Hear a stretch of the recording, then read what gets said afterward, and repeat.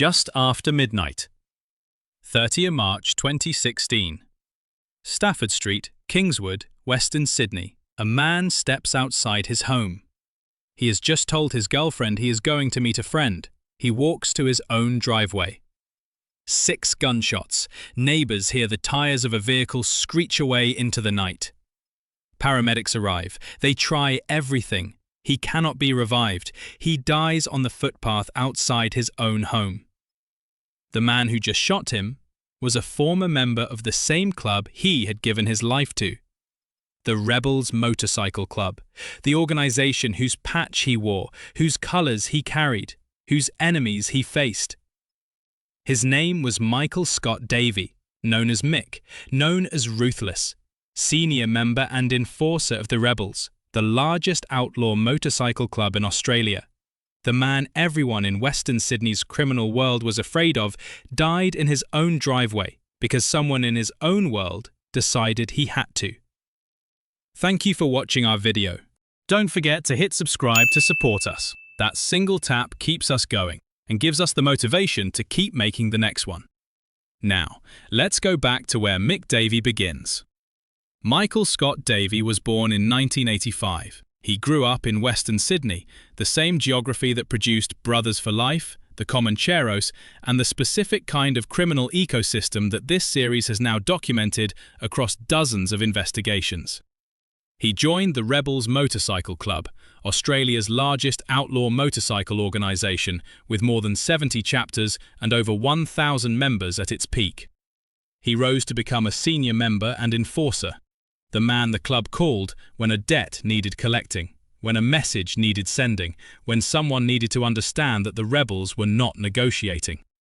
His nickname, Ruthless, was not given ironically. It was earned. By his early 30s, he was one of the most recognised figures in the Rebels' South Wales operations.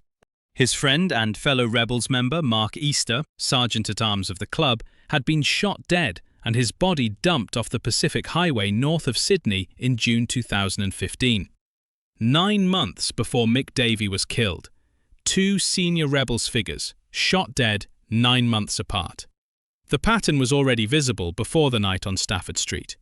Mick Davey was 30 years old when he died. He told his girlfriend he was going outside to meet a friend. That detail, told his girlfriend he was meeting a friend, is the most important detail in the entire case. Not because it tells us who he was meeting, but because it tells us he trusted whoever was outside enough to go out alone, at midnight, to his own driveway. The people who killed him were not strangers who had tracked him down. They were people he knew, people he opened his front door for. Neighbours heard up to 6 shots. The vehicle left at speed. By the time paramedics arrived, there was nothing to be done. Strike Force Glenorchy was established by the NSW Homicide Squad to investigate. Also involved, Strike Force Raptor, the Drug and Firearms Squad, and Northwest Metropolitan Region. The scale of the investigative response told you something about how seriously police treated the killing. This was not a random street crime. This was a targeted execution of a senior figure inside one of Australia's most powerful criminal organisations. Here is the detail that sits at the centre of this entire story. The men eventually convicted of killing Michael Ruthless Davey were not rival gang members, not Comancheros, not Hell's Angels, not anyone from the long list of organisations the rebels had feuded with across decades. Abuzar Sultani and C.R. Munshizada were active and high-ranking members of a rebels Bikie gang chapter when they committed the murders. His own chapter, his own organisation. The patch he wore, worn by the men who killed him. The enforcer who collected debts for the rebels, killed by people operating within the same structure he had spent his adult life building and protecting. The motive, according to the sentence hearing, may have been a contract killing or an attempt to eliminate a rival. A contract. Inside the organisation, on one of their own senior members.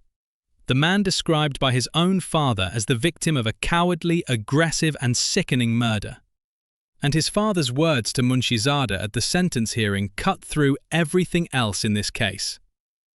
"You abandoned Michael on the footpath, where he drew his last breath, Like the rats to rotten cheese, you scurried away to your vehicle. The enforcer, left on his own footpath by the people he trusted enough to walk outside for at midnight. Sultani and Munshizada were not arrested immediately. The investigation took more than 2 years to produce charges. A 29-year-old man was arrested at a correctional facility at Goulburn on Tuesday, 28 August 2018, charged with murder. He was refused bail. A second man was charged separately. Both were former members of the rebels by the time charges were laid. The case eventually reached the New South Wales Supreme Court. Suppression orders were lifted by the New South Wales Court of Criminal Appeal, revealing the full picture of what Sultani and Munshizada had done. Not just the killing of Mick Davey, 3 execution murders of gang rivals, including Rebels enforcer Michael Davey, Comanchero associate Mehmet Yilmaz, and a third victim. 3 murders, 2 men, all within the same year, 2016. Davey in March, Yilmaz in September, a third victim in November. The killing of Mick Davey was not an isolated internal dispute, it was the first in a sequence, and the men who carried out that sequence were operating, at least at the time of the first killing, inside the same organisation as their first victim. The funeral of Michael "Ruthless" Davey drew Rebels members from chapters all over Australia. A white coffin on the sidecar of a Harley-Davidson, a cortege of thundering Harleys, a vintage GTS Monaro, a white Rolls-Royce. Dozens of rebels in full patches, jackets reading RFFR, Rebels Forever Forever Rebels. T-shirts printed with an abbreviated RTHLSS, his nickname, on the shirts of the men who came to bury him. Undercover police filmed from a hill above the West Chapel. Within seconds of the convoy leaving the cemetery, police had already pulled one of the riders over for a breath test. Sultani and Munshizada were eventually convicted. They faced life in prison.